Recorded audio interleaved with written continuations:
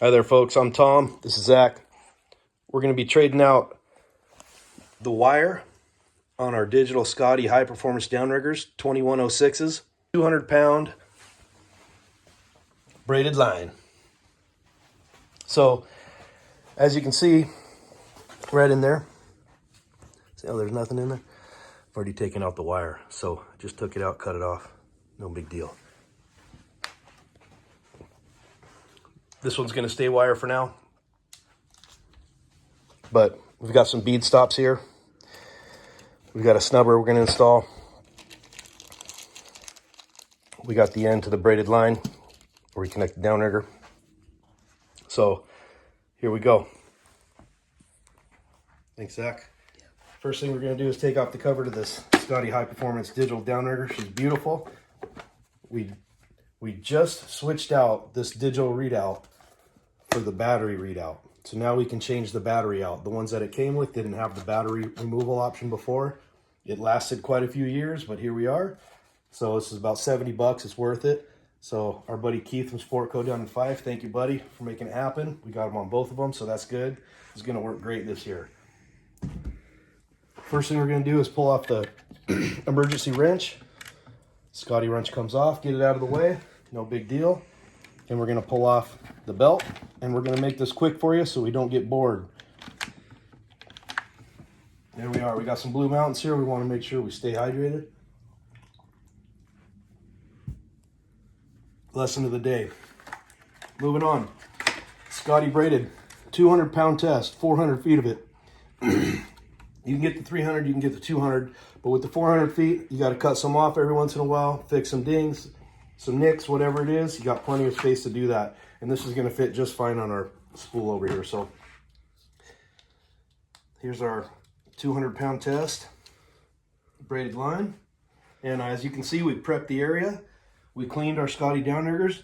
I already took this apart and cleaned the whole thing earlier. And before we actually load the spool, if you look inside here real quick, you can see that this is a two-piece spool.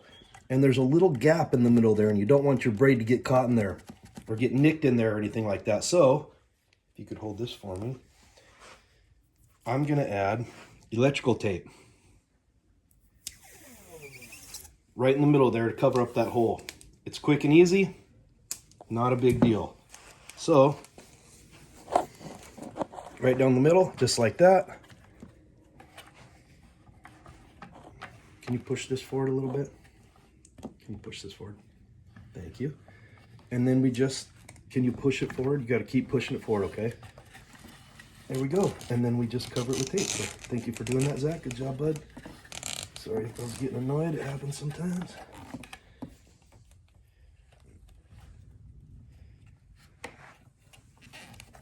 There we go.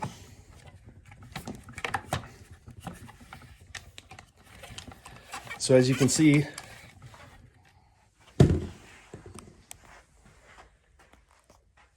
we've got that all covered up now.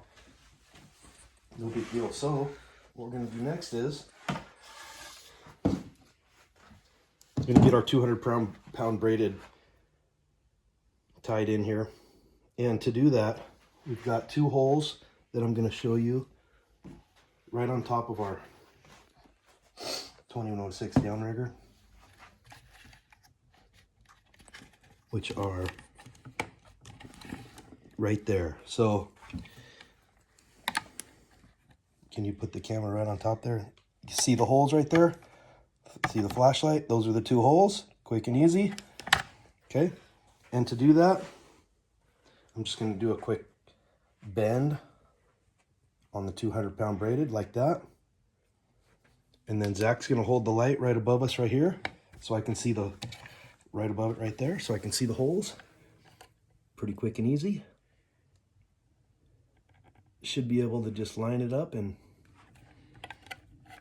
poke it right in the hole, just like that. Okay. And then we'll go back down the hole right here. Zach, kudos on your camera work. I love it. I appreciate you.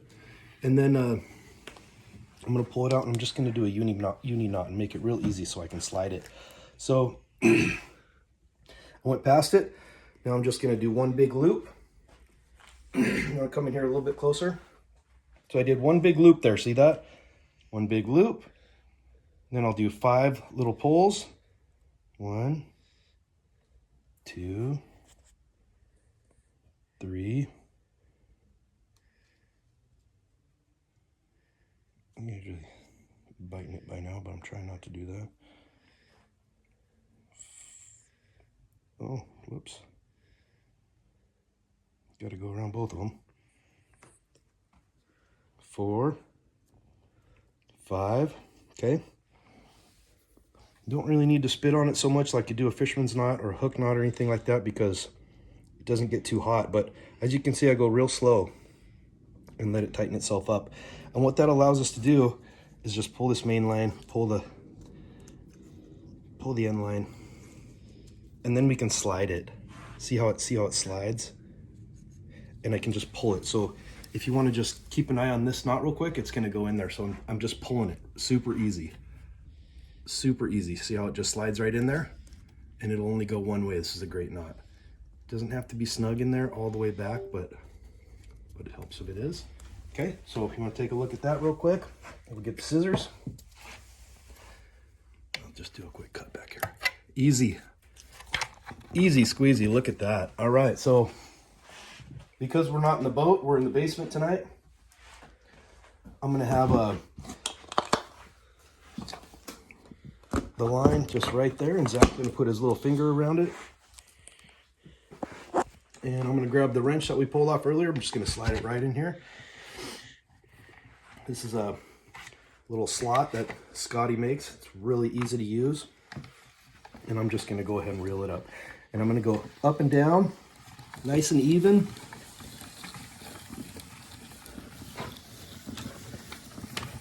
Nice and slow. Just like that.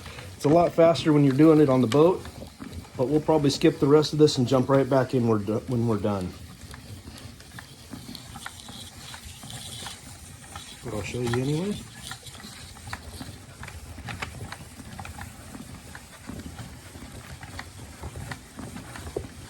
And this is 400 feet, so let's go ahead and stop it now and we'll jump right back in, okay? All right, so we've got the inside of the spool lined with electrical tape so that our 200-pound braided didn't get caught in the seam in between these two parts. We've got the 200-pound braided downrigger line all the way through here, through our eyelets, all the way back to here. We've got our retrieval device right here. I'm just gonna run it through, quick and easy. And then I'm just gonna put my rubber stop on here, big hole toward the downrigger.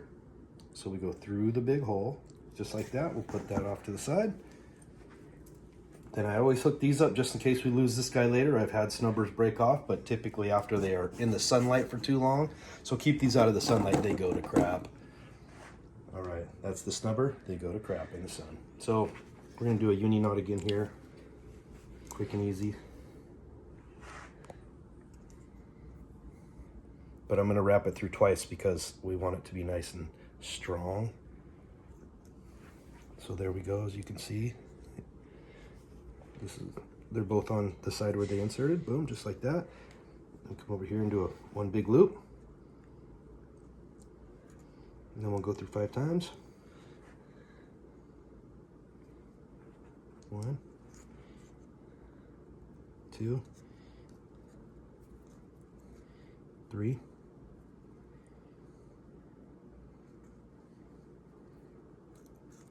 4, 5.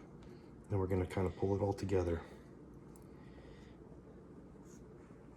It starts to creep up from the back. Keep everything tight.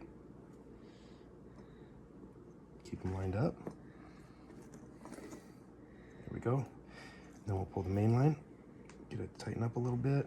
All the way down. Boom, just like that. See, beautiful knot. And we'll give this end a nice tug. And I'll do them both. That's the way we do it. And we'll just give it a little bit of extra, not very much. Unis don't need any extra there because they don't give it all. Looking good. We're just gonna add the snubber.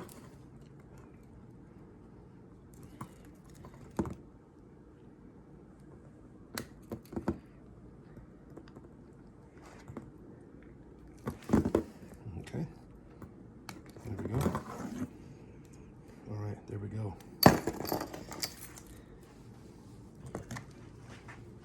Now we're all set up.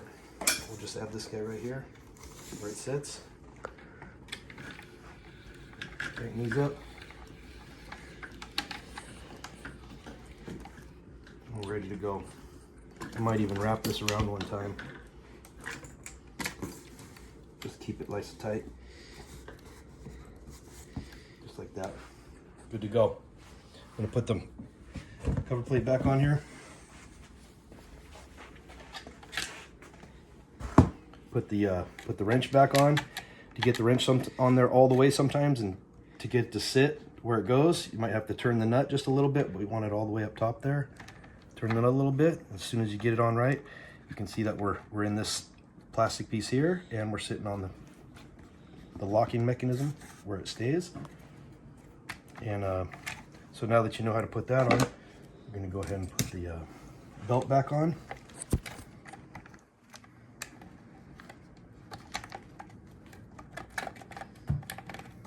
Quick and easy, nice and tight. Okay.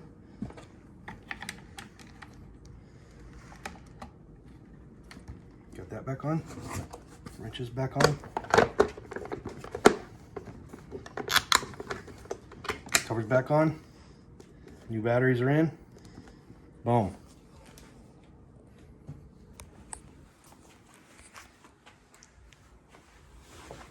Job well done.